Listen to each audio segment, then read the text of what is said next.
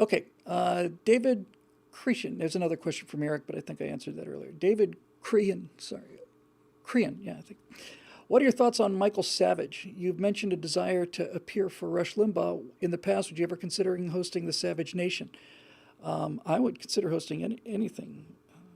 I I did Rusty Humphrey's show. I think I did it 5 times, 3 hour show nationwide. I think I've done it 5 times, but it's in years since I've done that.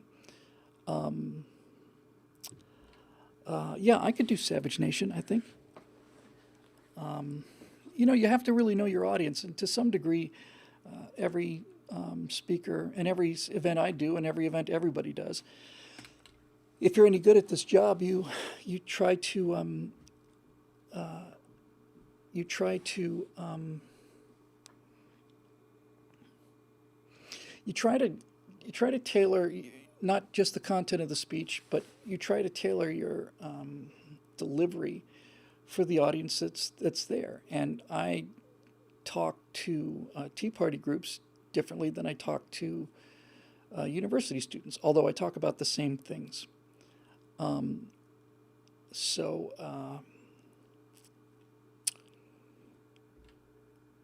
you don't want to be pandering. I can tell you with genuine pride that when I'm talking to groups of black people, I don't put on an affected Southern accent like certain other former presidential candidates that we could mention, and I don't say that I carry a bottle of hot sauce in my purse all the time. Just lying through her teeth, Hillary Clinton.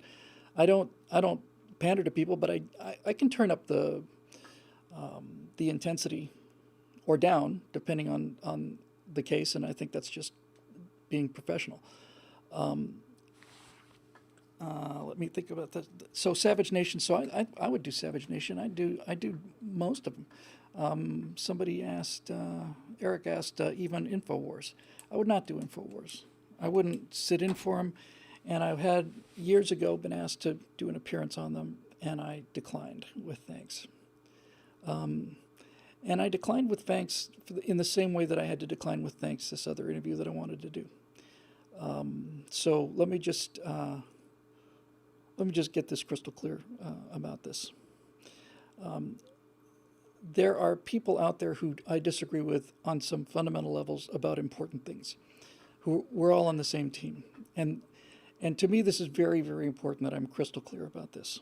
When I say that I wouldn't do, when I said I wouldn't host Alex Jones' show or be on the Alex Jones show, I'm not saying that I'm opposed to Alex Jones. I'm just saying that's not me, and he does things that I just am not comfortable doing. I happen to think that Alex Jones is wrong 4 out of 5 times, but I also am perfectly happy to admit that Alex Jones, when he's right, is right, and he's right ahead of everybody else. So I think there's tremendous room for him, and anytime somebody's making a good point for our team, they have my full support. I don't want to speak badly about anybody in this business. I don't have bad feelings about anybody in this business. Uh, Eric Blake mentioned Paul Joseph Watson. I have to tell you, I have an enormous amount of respect for him. Paul Joseph Watson he's one of the few people that I will actually, I don't watch a lot of him, but when I see one of his videos come up, if I'm going to watch it, I'll watch the whole thing. Pat Condell is another guy who I haven't seen much of lately. I used to watch every single video he did. I thought he was great too. Um, so, but I think Paul is really got the the snark and the sharpness finely tuned. I mean, he's a razor, and and that's, I mean, needless to say,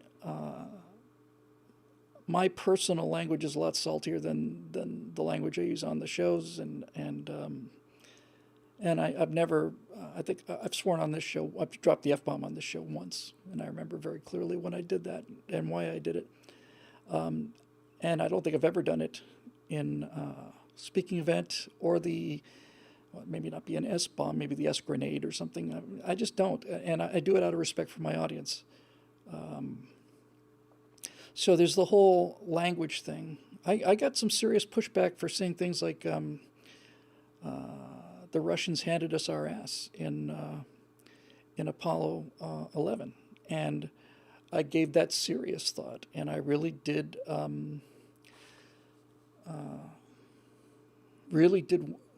wrestle with it and wonder, you know, I mean, I was aware that I did it. My point is that in today's world, in 2019, having somebody say they just handed us our ass is not a very,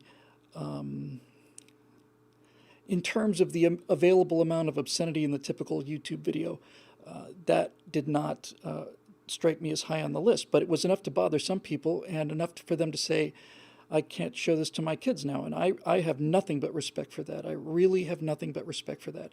And I have to tell you, just since this little sideline came up, it's a backstage issue. I'm happy to talk about this.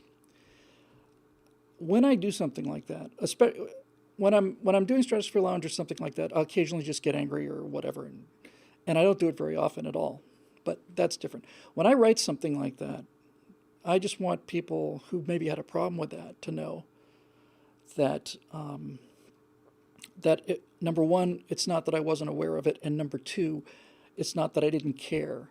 It's not that I didn't care about people being upset about it. It's not that I didn't care about any of that stuff. What I had to do in that case was pretty simple. I had to weigh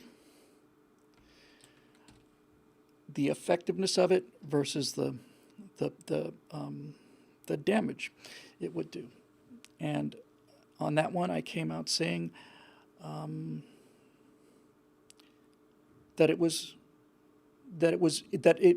on balance it made the show better.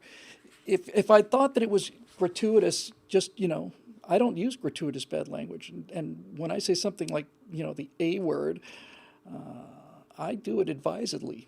But in that particular case, I felt like that's what they did. I just felt like that's the main reason I did it. It wasn't so much even a calculation.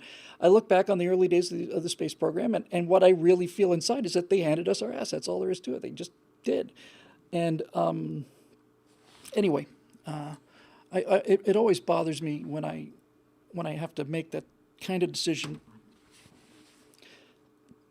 and it bothers me that it bothers people, because I understand that. And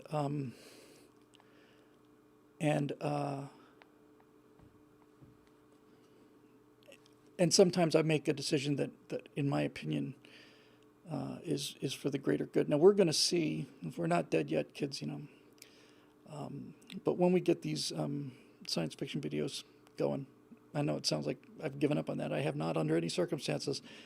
But then when we're making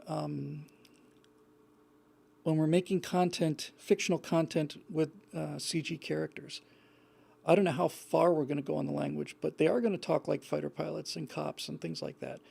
And people say you don't need it. And generally speaking, they're right.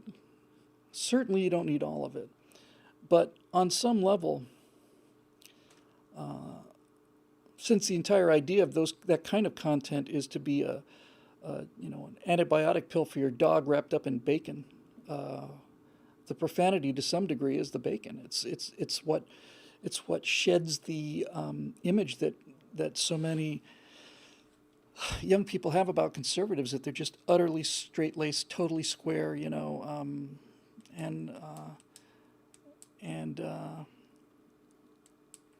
don't know.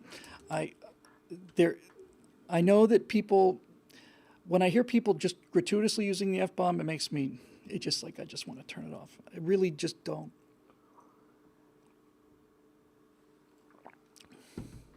But then again, I'll listen to some kind of movie, or I'll watch, great example, Lone Survivor.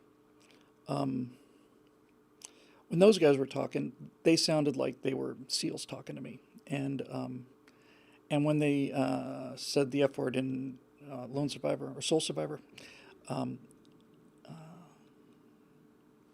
it didn't bother me, because that felt real.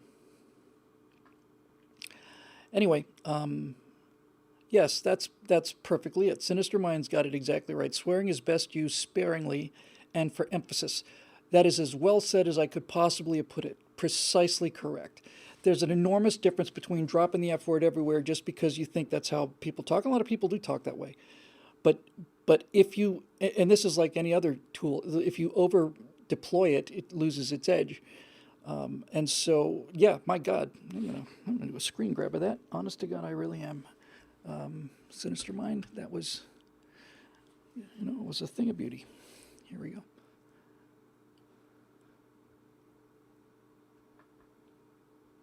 Now, of course, everybody's, for God's sakes, everybody's entering things here. Just gotta grab this thing.